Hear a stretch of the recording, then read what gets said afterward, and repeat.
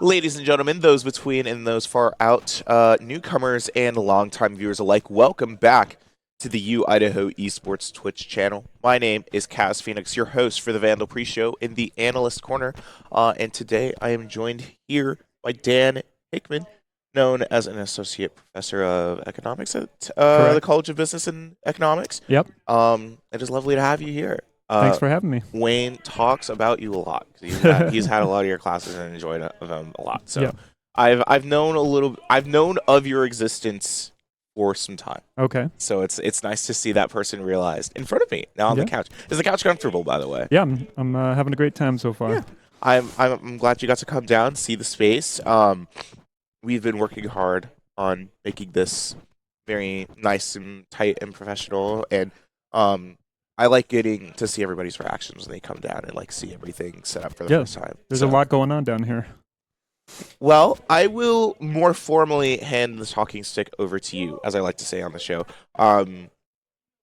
and just allow you to talk a little bit more about yourself, formally introduce yourself, your position here, the things that you do here at the university, anything else that you think is important to know about you. Sure. Yeah. Well, as you said, I'm an economics professor, but mostly what I do in the College of Business is I teach our business analytics class and some Excel type classes now. Oh, wow. And so I don't really teach much in the economics area anymore. And so a lot of the business students, if students are in the business college, they will have had at least one of my classes at some point. So this is why, Wayne and the other students will, any student that's in business will interact with me at some point. That makes sense. And so, and what I've been working on lately in the college is we're putting together an analytics and AI lab. Oh, wow. And so I'm kind of helping to get that together just so we can get more going with that within the college and get some of the students better trained and just have some more opportunities for people to interact in that space. It makes sense. Yeah, I saw that the university was trying to make a more like a future-proof push towards AI integration and stuff like that, and just seeing it's like, what can we do with it? Like, is this something that we can work with? So I like to see the different ways that the university is going about trying to discover those ways. So I think, especially in an area that's so analytical as business, having to do with a lot of different complex numbers and such like that, that makes a lot of sense, right? The Excel stuff is also pretty interesting. My dad is super, super into Excel, like a scary amount. And sometimes I will see videos of Excel competitions of like people running shortcuts and formulas. Yeah, they do and have stuff the like competitions. We haven't gotten involved in that yet, but maybe we should think about that. That's got the space down here. Yeah, we have. We're trying to get all the business students to go through the certification tests with Excel now, and just kind of get that more formal training for the students and have them prepared to use it in their other courses. So that's a lot of what I've been doing within the university and the college the last few years is just kind of getting that going. And yeah, it's been interesting. Well, that's super cool to hear. Yeah. That's kind of exciting. Now, speaking of like things that you have been doing with the university, I want to shift the conversation more so into how long that you've been working with the university specifically. I think it's been about 11 years now. Yeah, I came to the university in 2014. Wow. Yeah, so I've been around a while. 2014. I hate aging my guess, but I think in 2014 I was maybe in third or fourth grade. Perspective, it's for grounding reasons, right? Yeah. But you also are originally from the Midwest, specifically from Illinois. Well, I grew up in Reno, actually. Oh, in well, Nevada. yes. Yeah, you did your undergrad at University of Nevada in Reno, Right. which I have some friends who have some family over there, so I've seen it. It is very hot, is all I remember. Hot, yeah. It's, and you did your undergrad in econ. correct, yeah. And then at UC Boulder, you did a 5-year doctorate, or was there like a master's and a doctorate mixed into that program? Yeah, it's basically a doctorate program, but you get a master's kind of along the way. Oh, so I see. was in Boulder for 5 years.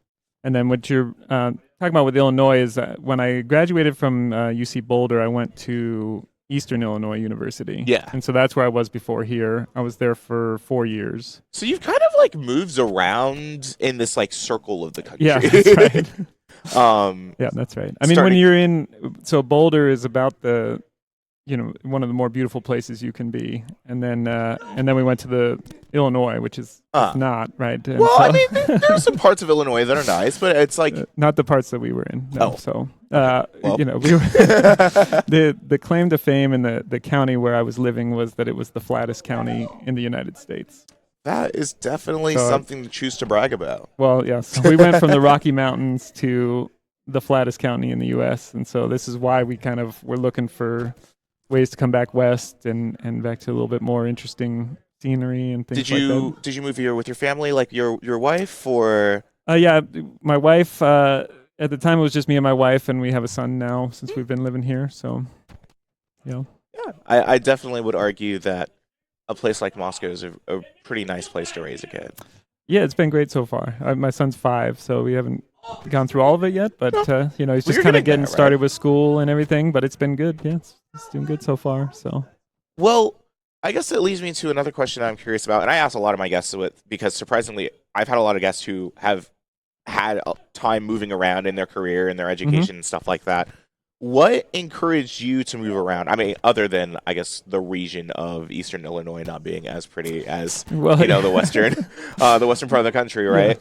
I mean, But yeah, that's originally from Nevada, which I sure. would argue is also pretty flat, and Well, and yeah, parts of it. I mean, we were in Reno. You're right by the mountains there, and Lake Tahoe's really oh close. yeah, So it's kind of similar to Colorado, the parts we were in, where you're just kind of in the foothills of the mountains, and so yeah. But I mean, in terms of why moving around, right? People have a lot of reasons for that, but for us, it was partly just scenery, um, partly family. Like all our families, we have family in Spokane, we have mm, family in Reno and around Boise and things like that. But part of it is just looking for opportunities. So University of Idaho is a great school, and business college was an interesting place. When I was at the other universities where I was, the economics was kind of just its own department, and in the College of Business, we have a department of business, which is most of the disciplines together, and so you kind of work more with marketing, management, these different areas kind of all work together, which is interesting to me, especially when we were talking about like business analytics class. All the majors take that class, and so it's more kind of integrated, and people are working across disciplines and things like that, so that was kind of appealing to me. yeah. I could understand that. I think something like the big appeal about J. Albertson for me, was the idea of like how intertwined all the business disciplines are with each other, Yeah, and the way that I think a lot of the degrees work is showing not only like that specific field of work and right. that concentration, but also how these other parts, like how it all works together. It's like this big system. I was a music business student when I first came to U of Okay. I. That has drastically shifted because I'm now in broadcasting. But Okay. Yeah. I would argue it's a nicer fit. Yeah, it's a good fit. Um, but you obviously you moved up to Moscow with your family. Absolutely loved it. Um, you decided to say now again 11 years. It's quite a while. Yeah. For my perspective, as I've talked about earlier.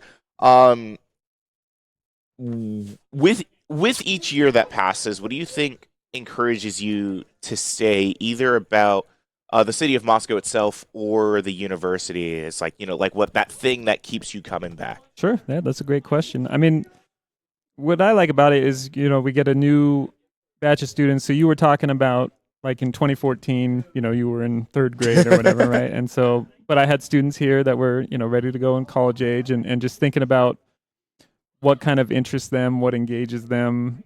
And so for me, what I like to do to kind of what keeps me motivated here, I guess, is like finding ways to engage different students and keep figuring out what is engaging to the students. Like thinking about the esports lab, and this wasn't a thing when I got here, obviously, and now it's a big, and you see all these people here participating right now and getting ready for their matches and things, and it's so just thinking about ways to bring that stuff into the classroom and try and keep the students from this current generation, whatever, what are they interested in, what gets them to learn and to engage with the material.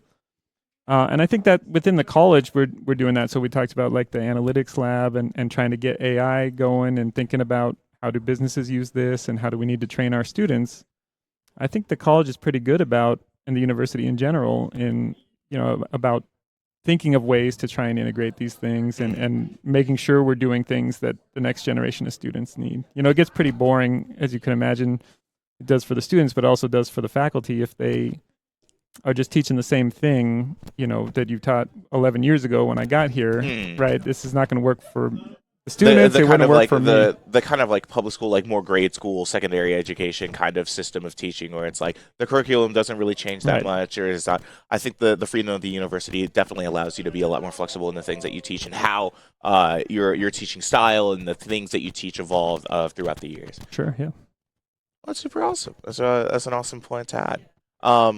Well, I have a minute 50 left on this Okay. clock. I can ask you a question if you want. Do you want to ask me I a do. question? I do. My son is 5, as I talked about earlier. Uh-huh. He's kind of interested in video games. He's not very skilled yet. I was wondering about you guys. Like, how do you get into it? How was your start? What do kids do these days to get started in this kind of world? Well, I had a conversation, I believe, with Maya about this, Okay. and it was because she is from like Minnesota, Mm-hmm. and she is like, if you didn't start out playing hockey when you were like 2 or 3, you're just like leagues behind everybody else, Right. and there's Yeah. no chance of coming out. And I think in a lot of spaces of esports, it definitely feels like that. But I also am under the impression that like you can start at any point in your life, Yeah. and depending on how much time that you want to dedicate to it is the amount of skill that you're going to pay out. It's like any kind of learned skill or learned ability or that you may engage with. I feel like gaming is just another one of those things. If competitive gaming is the side of things that you want to think about, right? We don't like exactly facilitate encouraging younger children to game, Mm-hmm. but we do have a summer program, right, where parents can drop off their kids and have them play games here instead of cooped up in their room, and it's a nice little community moment for them, Yeah. and an opportunity for them to meet other kinds of gamers. At least in terms of here, we don't really restrict anybody by skill level. I feel like we have a spot kind of for anybody here, and it's really just again depending on how much they want to dedicate Yeah. themselves to it, to improving and becoming a better player. If that is a satisfactory Sure. answer Yeah. for Thank it. you. Yeah. Well, Dan, thank you so Yeah. much Great to talk to you. for joining me here on the couch. I'm glad the couch was comfortable. I'm glad Yeah. you got to see the space. I'm supposed to make a big bit about this, and I'm not exactly sure how I want to do this, but as a thank you for joining me here at Mhm. the interview, we wanted to offer you a jersey Okay. Thank you very much. from our lab, an honorary team member of the Vandal Esports program. Okay. So we absolutely, again, appreciate you being here. I got lost in my words for a second. As for now, that's going to be it from the analyst corner. I'm going to be sending it back to the casters who are going to get you started on some Rocket League action for tonight. Our varsity team is going to be playing Rochester Institute of Technology up in Rochester, New York. Should be a very fun time. I'd hate for you guys to miss it. Hopefully you guys don't miss me too much. I will be back anyway. We have an Overwatch game tonight, so we'll get to talk about that more later. But as for now, that's going to be it. So from the analyst corner, me and Dr. Hickman would like to wish you a good night. Enjoy the games and V's up.